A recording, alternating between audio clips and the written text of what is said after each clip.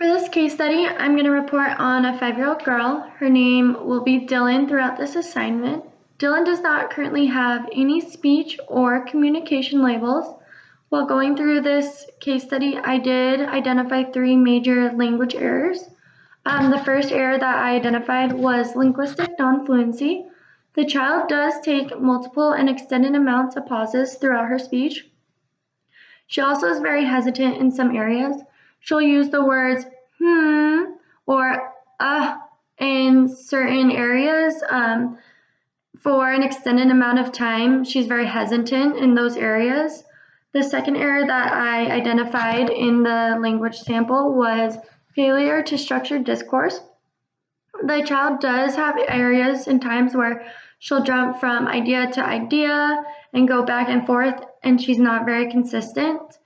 And then the third major error that I identified throughout the language sample was delayed before responding.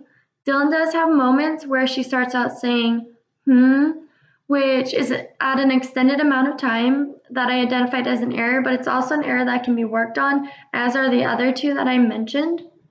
My informal game was the M&M game. In my transcripts, you'll see that Dylan notes this as the M&M challenge. And then for my formal activity, I did running records. I used a kindergarten science level Thinker Active activity book.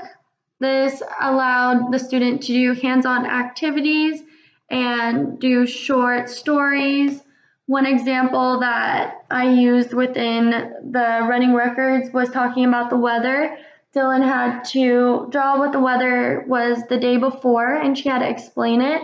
So it pushed her to think about not only today's weather, but yesterday's weather, and then describe what she was drawing as well, if you can see that. The hands-on activities and short stories challenged her thinking and ideas, and she really enjoyed that. I believe that the child does not need to be referred for services or further evaluation, because she's on the right track and she's at a normal development stage, as she should be. The errors, including the ones I talked about in this video and in my case study, can be corrected within a general education classroom. She doesn't need to be in a special education room to correct these errors. Throughout this assignment, I did find many strategies and resources that parents and teachers can use to continuously work on correcting these errors. Overall, I think the language sample went really well. Dylan enjoyed the informal activity because it involved candy. It also gave her the freedom to talk about what she wanted to talk about and what she was comfortable with as a warm-up. The formal sample was also a success. She really enjoyed being able to pick the activity and use her thoughts and ideas and put it on paper and explain what she was seeing or thinking. This is also the running records. This activity book is a great resource. It's something I'm going to take into my future classrooms as a resource as well. If I was talking to a parent, I would highlight the errors because they are noticeable, but there are also errors that a child who is developing at this normal rate will make. So I have no concerns that the child needs extended services.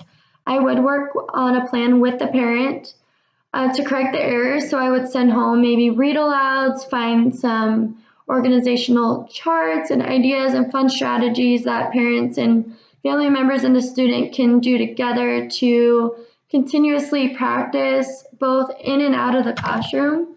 Overall, I think the language sample was a success. The case study as a whole was very interesting and very successful, and I'm interested to see the final result and how it looks at the end.